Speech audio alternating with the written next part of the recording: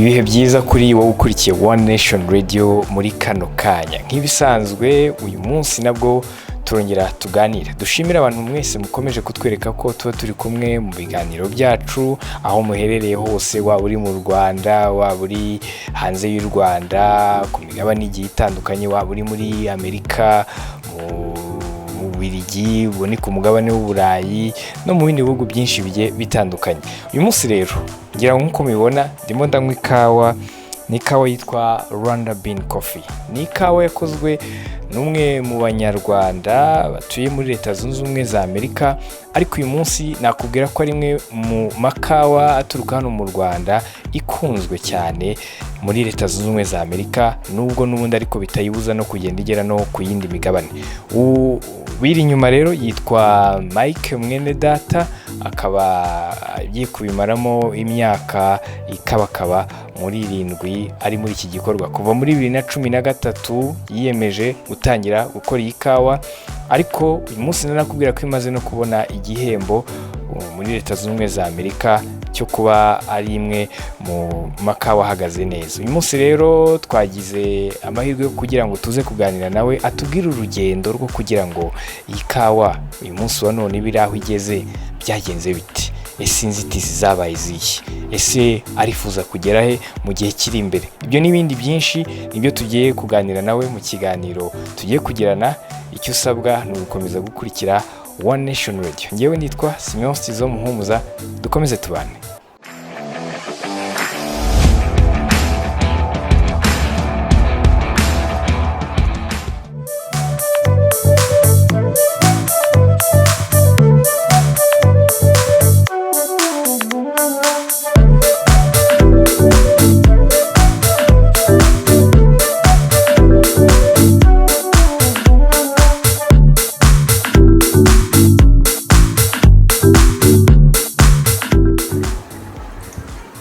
Ukeneye hano amazi ashyushye, ikawa iseye kuri level yabigenewe,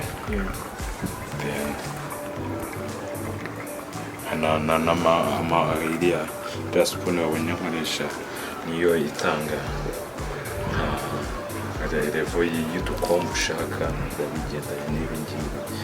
Gusa umenya amazi ushyiramo ureba nakora, so turi batatu tugakora nk'udukombe nka 4.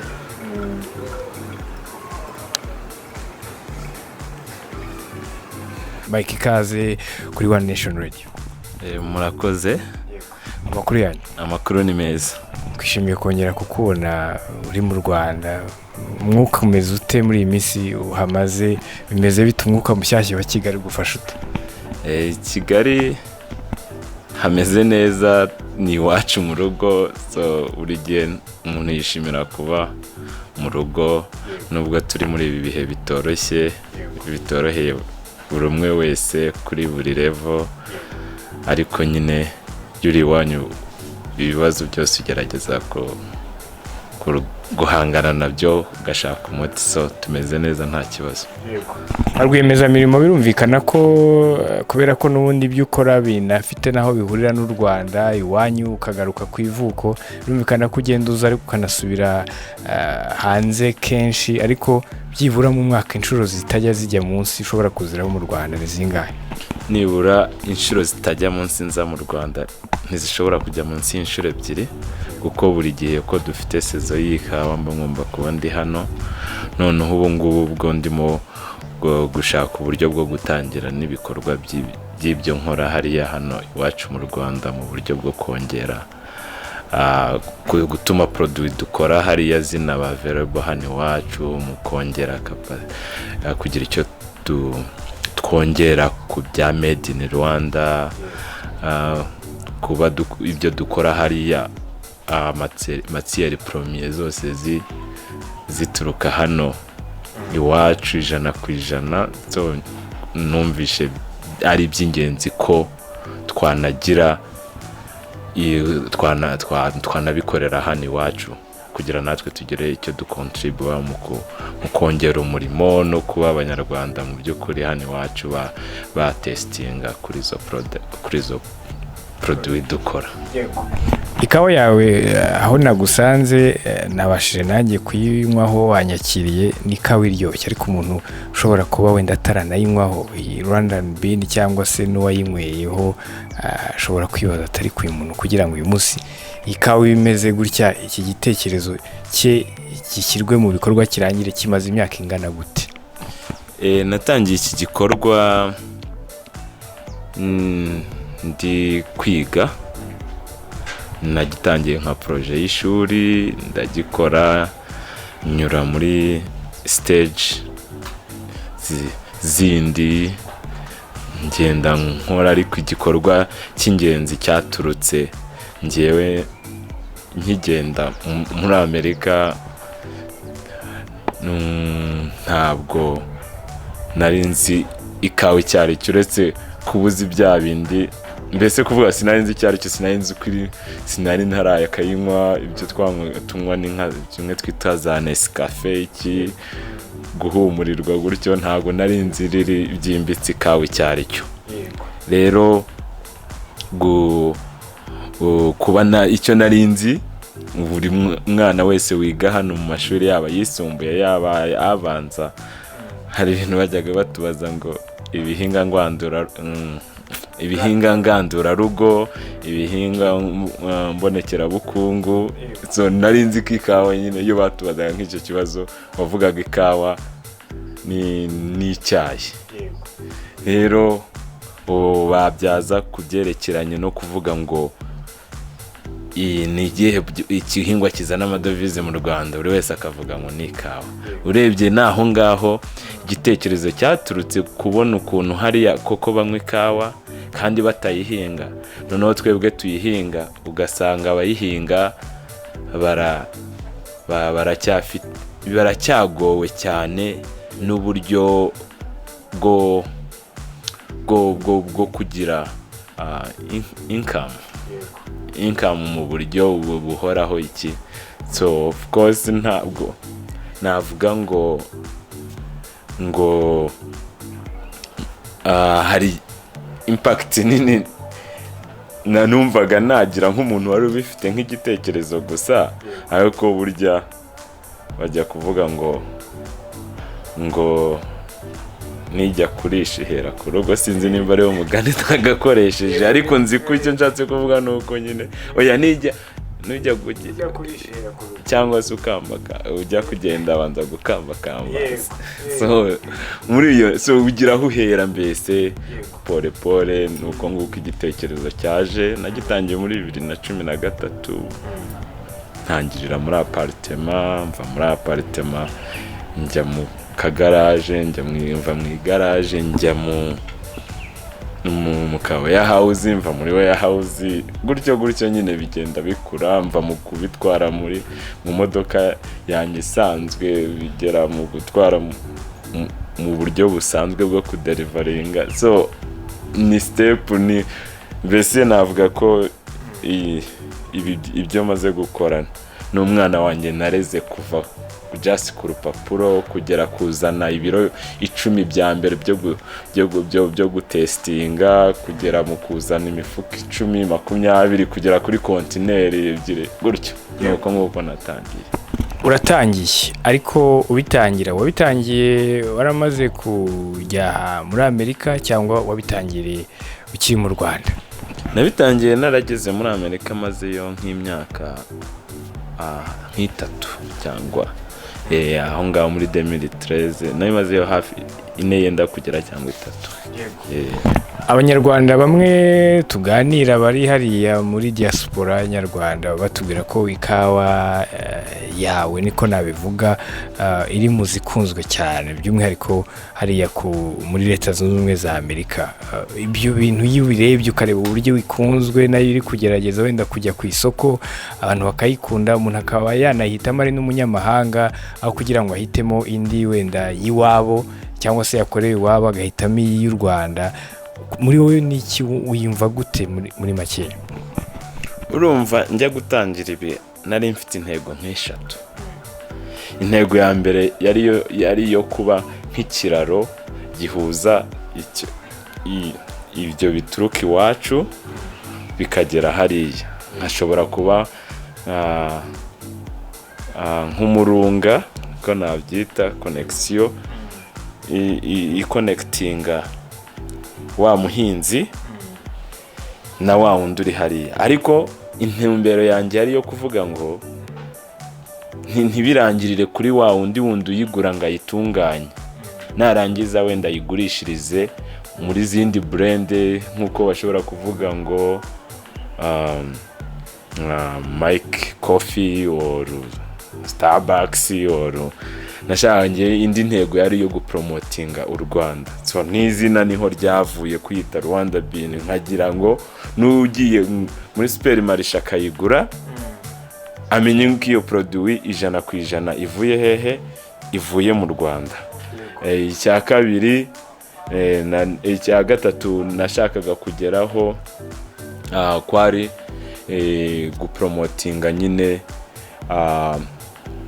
akazi gakomeye aba bahinzi bakora mu buryo bwo kugira ngo iyo kawa iboneke, kuko abantu benshi mu buryo ibintu byanjye mbikora ngerageza kubaha story y'icyo bitwara kugira ngo aka gakombe bafata mu gitondo bumve aho kaba kavuye. So harimo abaza yabona uko ikawa isa ari umutuku akavuga ngo ko bisa nka cherries sinzi ko nazivuga, ariko n'utuntu tw'imbuto hariya turya tuba dusa nk'umutuku tumeze nk'ikawa, sinzi uko batwita imikeri, ibintu nk'ibyo ngibyo. Ariko wabasobanurira n'ikawa ugasanga ni ibintu ahita aba interested yo kumenya icyo ari cyo. So ni muri ubwo buryo nyine nashaka kugira ngo nshobore guconnecting uwo muhinzi n'uwo muntu unywa ikawa, ntibigarukire gusa muri aba bantu baba barimo hagati bashobora kuyijyana akayigurisha bikarangiraho. Nashaka kuba nifuza kubaka kampani iri nka voice y'ikawa y'u Rwanda ku ruhando mpuzamahanga. Ni iki so yo umuntu agiye akayigura. Ikindi cya kabiri mfokasinga kuri karite cyane, kugira ngo nyine ntago wajya gupresentinga ibintu byanyu by'igihugu cyawe byitirirwa izina ry'igihugu cyawe uba ushaka ko iyo produit ubwayo yivugire. Sibyo, nimba twumva ko hari aho tugeze tukaba dufite produit umuntu ashobora kuza agasanga nk'iyo ugiye hariya mu mahanga, hano wenda ushobora kujya muri Simba ugasangaho nka brand 10 z'abanyarwanda, ariko hariya mu mahanga ushobora kujya muri coffee section ugasangaho nka brand nk'ijana kandi ari coffee gusa. Izo rero niyo yacu irimo yanditseho ko yavuye mu Rwanda, umuntu akaza akayifata. So kuri njyewe ntabwo ari ishema gusa, ni ishema kuri abahinzi bayihinga, ni ishema ku gihugu. Kandi manzi ko umuntu aragenda akavuga Rwanda, abantu batuziho iby'amateka yatubayeho cyane. Abenshi iyo muvugana usanga ari byo bashaka gufokasingaho cyane kari yo mateka, ariko through product nk'izi ngizi tuba tugomba biba byerekana ko hari aho tuva hari naho tugera. So niyo ntego yanjye urebye muri makeya. Nibyo ngibyo bimpasa gukora cyane kugira ngo dushobore gukomeza guhangana kuri iryo soko mpuzamahanga. Yego, business iyo ariyo yose buriya nyinshi ziba zifite challenges, hari imbogamizi umuntu ahura nazo. Hari urubyiruko muri kano kanya rudukurikiye kuri iki kiganiro, narwo wenda kubonamo nk'ikitegererezo rwifuza kugeraho uyu munsi, ariko hari ikintu gishobora kuba cyarakugoye cyane muri business ujya kubitangira. Ni imbogamizi zakugoye cyane, watubwira n'izihe? Imbogamizi za mbere, buriya nta business itagira imbogamizi. Waba ufite amafaranga, waba utayafite, waba icy'ingenzi kuri urubyiruko runyumva cyangwa rureba ibyo turi kuvuga, navuga kuri business iyo ufite igitekerezo, ngewe icyo navuga ni ukugerageza. Buriya hari ukuntu tugira igitekerezo, usanga umuntu afite igitekerezo. Icya kabiri, ugasanga ufite igitekerezo ariko buri gihe ufokasinga kuri financial side, ku kintu cyerekeranye ngo nzakuraho amafaranga. So ngewe icyo natangaho nagiraho inama kuri urwo rubyiruko ni uko mu gutangira ntabwo nigeze mfokasinga mu kuvuga ngo amafaranga arava hehe. Nakomeje mu gufokasinga ku ntumbero y'icyo nashakaga gukora. So ntabwo nakubwira ngo navuye hano nkirangiza university ntarana applyinga ngo na applyinga n'akazi, ariko kuva kera numvaga nifuza kwikorera. So hari n'utundi tuntu nagendaga nkora two kwishakiraho amafaranga. Ubwo ni nk'udukimaye kugira ngo umuntu udukurikiye avuga ati Mike nyamara ashobora kuba yaravuye kure, ariko uriya muntu yari afite igitekerezo nyamara yagomba kuzavamo mu businessman. Uyu munsi tubona akiri umwana, abana benshi barabikora. Utwo tuntu turasekeje ariko naradukoraga. So ndibuka hari nk'ukuntu baduhaga buruse itinze, baguha nka buruse y'amezi nk'atatu yikurikiranya n'ibihumbi nk'ijana, kuko baduhaga 25 buri kwezi. Waba wagize imana wenda ukabona hasigaye iby'amaresitora, wenda wagiye ubona ubundi buryo mu biraka. Twese abanyeshuri bo muri university bagira ibiraka bakora rimwe na rimwe. Wagize imana hakaba igihe ubonye usigaranye nk'udufaranga. So ngewe naradufataga nkagenda nk'Ibugande arangura ama jeans, kuko nari nzi ko muri campus twese dukunda ama jeans. So nkayazana nkahereza abandi banyeshuri nzi ko badafite wenda amafaranga yo guhita yishyura ako kanya, ariko nkamubwira ni buruse y'ubutaha niza uzanyishyura. Hakaba harimo n'abagabo yafite. So utwo ni tumwe mu tuntu buri gihe tumeze gutyo biza kuvaho, n'inkweto nkazizana n'iki nkazizana. So nuko nguko nkakora ibiraka byo gukorera imishinga abantu. Twabaga ari dutoya ariko nyine twaransapotingaga mu buryo bwanjye bw'imibereho no kwitunga no kwimenya. Rimwe na rimwe bikamfasha no gufasha n'abandi bavandimwe gutyo ntabwo. So nuko nguko urebye muri makeya utwo nitwo tuntu nakundaga gukora. So bigarutse kuri icyo cyo gukora umushinga cyangwa gukora business, nibyo nakubwiraga. Buri yo ukomeje utumbereye ku gitekerezo cyawe, ntuzarebe ngo mfite miliyoni. Si ngombwa kutangira cyane, nyine utangire. Nakubwira ni nahereye ku biro 100. Ndabizana yari umufuko umwe nkushyira kuri DHL, uraza mbikoresha mu gutanga amasempo ahantu hatandukanye y'ikawa, murayitekerezaho gute iki gutyo, bakambwira ni nziza ese twayo. So byonyine no kubona umuntu ukubwiye ngo akagusubiza email akubwira ngo ikawa ni nziza pe, ese twabona umufuko umwe, ubwo utangira uravuga utereka nshaka bari bugura imifuko 10, ubwo ngubwo 10 ejo ubwo uhita wumva ko igitekerezo cyawe cyangwa se koko ibintu ushaka gukora bifite intego. Rimwe na rimwe nyine hari ujya kubona nk'ubumwe uvuye ku 10. Uri kubyumva, izo ni imbogamizi kuko ntibakuzi, ntibazi like authenticity cyangwa credibility yawe, yego. So bere kandi mwikaho ibyo bintu ni ibintu bigombwa cyane, ntibazi nimba utabavangiye. So kugira ubone umuntu umwe ukubwira ngo yes, hari igihe umaze kuvugisha nk'icumi buri wese akwihorera wirirwa wandika email usubirayo. So icyo nabwira urubyiruko nyine nuko nimba wumva ko ufite passion mu byo ushaka gukora mu gitekerezo cyawe, na inama narugira ni ukudatekereza ku kintu cya finance, kuko finance ijemo twese ntayo ufite utangira wumva ucitse intege. Ubwo umuntu yakwibaza ati mu banyarwanda banadukurikiye ubwo kugira banabyumve ko radio yacu igera muri diaspora hirya no hino ahantu ku isoko. Watubwiye ko wenda muri South Africa biriyo, muri Amerika birumvikana ko itahabura ko nibyo byatangiranye, ariko mu Burayi, muri Amerika cyangwa ku yindi migabane bimaze kugera hehe Rwandan Bean? So Rwanda Bean mbere narayigurishaga i Burayi ariko ikabageraho ihenze kuko urumva nkuye produit hano nyijyanye hariya ndongeye ndayigarura muri i Burayi, so mu buryo bwa logistique byari bihenze. So niyo mpamvu muri aka kanya kereka iyo tubonye abantu bagura en grande quantité nk'abadistributeri akaba yavuga ati mutwohereze paki 1000,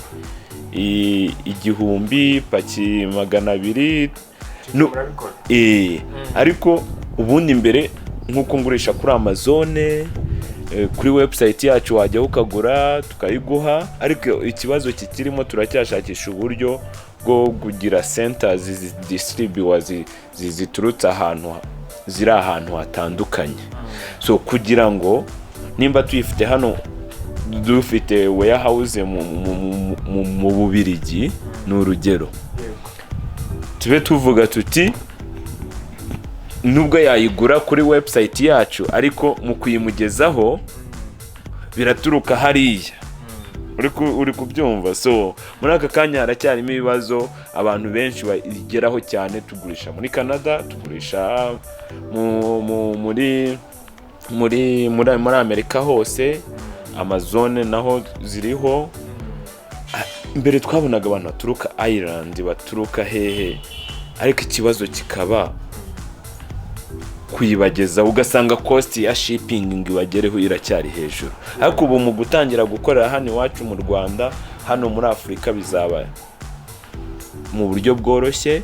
Tuzaba dufite turimo ndakorana n'abadistributeri batandukanye ku buryo produit yacu izajya igenda nta kibazo, ntihazemo icyo kibazo cyo kuvuga ngo turi gushaka. Ndimo ndagerageza gushaka abafatanyabikorwa benshi, abo twita aba wholesaler people bashobora kuyigura bakayidistribuwa.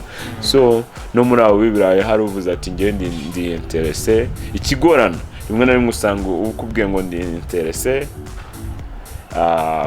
wenda ari kuvuga ngo mpereza paki 2 mbanze numva uko bimeze. Si bibi ariko nyine biragorana iyo ariko yari umuntu uvuga ati nka sample ndayimuha, yavuze ati sawa ikawa nayikunze, none ubu ngubu ngiye kwinjira muri business, reka wenda representing hano turebe uko it's business. Nkuko Bralirwa ntago ari igeze inzoga ahantu hose mu gihugu, bifite abo bita abadistributeri cyangwa abafatanyabikorwa cyangwa harimo amafaranga. So iyo habonetsemo uburyo byose bituruka kuri cya gitekerezo, aho wa muntu avuga ati nangiye kwikorera ariko ntago nshaka gutangira from scratch. Ni kimwe nkuko hari abanyarwanda n'ubundi muri Amerika batugezaho izindi produits za made in Rwanda. Turya ubugari bwo mu Rwanda, turya isombe mu Rwanda, turya ibitoki, turya so kandi ubwo haba hari ubundi buryo nabo baba bakoranye n'abandi ba hano. So nanjye ndimo nicyo kintu ndi gukora ubu ngubu mu gushaka uburyo ikawa yacu yaboneka ahantu hariho hose ku isi. Ubu dufite uburyo yabageraho tubinyujije muri e-commerce mu buryo bwo kugurisha kuri internet, ariko nyine ikibazo kikirimo niyo shipping constraint yo kuba ihenze, ariko biri kugenda biza mu minsi iri imbere izabegera ku bantu bose. I Kigali rero biratugeraho ryari kugira ngo iyo byeri ikoze mu kawa cyangwa se icyo kinyobwa kindi cy'icyayi nakomeje kwita icyayi ariko cy'ikawa n'iryari? Icyayi nacyo tuzatangira kugishyiramo hano vuba. Okay, wow. Ubu ngubu ndimo kureba ukuntu nageza, turimo gukora ibyo bita like pilot na sampling yo kugira ngo turebe. So hano ushobora kwibona nka latte, nka cappuccino, ukayigura rwose ukanywa nta kibazo. N'icyayi rero nacyo turashaka kubikora. So hano i Kigali intego yari uko nibura ubu ngubu, intego yanjye yari uko mu kwa gatandatu twatangira kugurisha, ariko corona ijemo uko nabikubwiye amaze amezi 6 aribyo ndi kurwana nabyo hano. Corona ijemo ibintu byose bisa nkaho byasubiye ibubise aho, noneho ikindi ndacyaravugana n'amabanki kuko uyu ni umushinga munini kureba uburyo bansapotinga mu kubaka iyo facility izajya ishobora kubitanga ku isoko hano kuko nakazanye ku biri muri Amerika ariko si ubwo urumva ubaze mu mibare n'icyo twita purchasing power yacu hano yagera hano nanone yongeye guhenda so kandi nta n'icyo nshobora kubikora mu buryo bwo gupromotinga produit ariko ntago navuga ngo nimba kangaka nkagurisha $4 5 hariya niko kagura tugurisha ku makese aho kuko buriya dufite n'ama coffee shop muri Amerika so umuntu aza akicara akanywa akagira iki so ho umuntu ashobora kuza akagura kamwe ariko ubundi tugurisha kuva kuri 6, 12, 20 nk'uko ugura ikazi ya fanta iki ari ipaki so kubivuga ngo umunyarwanda ntabwo mvuga ko batabikora ariko kuri njye mba numva ni ibintu biri expensive cyane biracyahenze so ndimo kugerageza uko nshoboye nkoresha resources igihugu kiba cyagiye gishyiraho mu buryo bwo gufasha gufungura business no kugira ndebe ko nibura uyu mwaka warangira twatangiye nazo kuzibona hano ku isoko. Yego. Hanyuma rero nk'umunyarwanda uba muri diaspora nyarwanda ubwo yuhereremo ni muri Amerika ubona umusanzu w'abanyarwanda by'umwihariko urubyiruko mu guteza imbere igihugu cyabo ari ubuhe ukwiye kubuhe wowe wenda uratanga urugero nk'umwe mu bantu bagiye hariya ariko bakazanatekereza no kugaruka mu byo banakora bagateza imbere n'abanyarwanda bari mu gihugu ariko muri rusange we urebye nk'umuntu n'ubundi ubaye hariya ureba n'abandi banyarwanda uko baho umusanzu ukwiye kubuhe ku gihugu cyabo mu Rwanda. Umusanzu wacu nka diaspora nigeze kubivugaho no kuvuga ngo reka tubikiraro gihuza ayo mahanga n'u Rwanda tubagezeho ibikorerwa iwacu tubazane hano mu gihugu numva ari wo musanzu tubijwe kubijwe no kuvuga ngo tugirize indangagaciro n'indangamuco zirangwa abanyarwanda abantu bibaza saba abantu nabahehe ibintu nk'ibyo ngibyo ngewe niko buri giso niko nkuko nabivuze ni produit yanjye nk'ubu ngewe nta mvuga u Rwanda through my product sibyo so binyuze muri produit zanjye ngerageza kuvuga u Rwanda nutaruzi u Rwanda zasoma asange hano hariho details zivuga u Rwanda icyari cyo aho iyo kawa yavuye nimba yaravuye i Karongi avuge amenye ko aho i Karongi hari ikivu ibintu nk'ibyo ngibyo so numva nkatwe diaspora nyine tugomba gufasha kuba aba agent niko navuga abambasaderi ntabwo ambasaderi bibaze nimba dufite ambasaderi mu Bufaransa cyangwa mu Bubiligi cyangwa mu Bwongereza noneho uwo ambasaderi natwe tube basuza ambasaderi nyine tumufashe kugera ntabwo ari umwe ashobora kugera muri miliyoni 40 ingahe murimba muri Amerika hariyo miliyoni 350 tukaba turiyo igihugu kuno kingana murakizi ntago ambasaderi wacu yagenda ngo ashobore kugera kuri buri city so natwe through them through our thing through our culture natwe tuba tugomba kugerageza kugenda tuba ambasaderi so urebye muri makeya niko nabivuze no kugenda tuba ya connect ku buryo agahugu kazwi nkaho ari gato yadukoresheje izo mbaraga dufite muri diaspora kazahinduka igihugu kinini nkuko president ajya bivuga ati ntago dufite resources ngo tugire za petrol tugire ariko dufite abantu so rero ni especially urubyiruko tugifite imbaraga numva ko tugomba kuba engaged mu gufasha igihugu mu gupromoting igihugu n'ibyo dukora nabo turibo. hari nk'ikintu ntavuze kuri produit zanjye, I pledge, mbese igoro yanjye no kuzajya 50% by'inyungu by'urwunguko rwacu bigasubira mu baturage. So mfokasinga ku bintu bitandukanye, mfokasinga kuri education, special education y'abana bo hasi, mfokasinga kuri za health insurance za mituweli, mfokasinga ku mazi ari clean, mfokasinga kuri renewable energy. So izo sector nkubwiye uko arenye nuko ari nzi ko ari ibintu bine at least umuhinzi abakeneye kugira ngo ashobore gukora umwuga we, especially mwikawa. Kubera ko nkubwiyo nabasuye ntabwo nari nzi ko umuhinzi usanga afite abana babiri ni b'impanga bafite imyaka hagati y'3, 4, even n'amezi, akora bahetse bagira 3, 4 n'ubundi baracyaza bakirwa bakinaho mu mbuga cyangwa mu muhanda. Nge mba numva harimo kuko abantu ikintu batabona maybe barakibona, ariko abavuga ati wa mwana urumva hari ikintu ababura. Nimba rero dushaka kubaka umuryango witeje imbere, umuryango wubakiye kuri ba bantu turi kuvuga kuko tudafite bwa butunzi bwinshi, birifo ko tugira education. So nk'ubu ngubu nk'ikawa turi gucuruza twayikuye Igisagara nararebye ndeba iyo koperative y'abahinzi twakoranye, usanga ishuri riri hafi, riri nko mu birometero, ishuri rya primaire cyangwa se riri hafi hagati y'ibirometero 8 n'10. Muri ako gace iyo kawa nayikuyemo. So icyo gihe ndi gusura ugasanga abahinzi, nkajya mbona abana ahantu kumwe ubutwara mu muhanda, nkabona abana benshi bari gukina umupira kandi ukabona bagejeje igihe cyo kujya mu ishuri. Rero nunganira n'abaturage banyereka ukuntu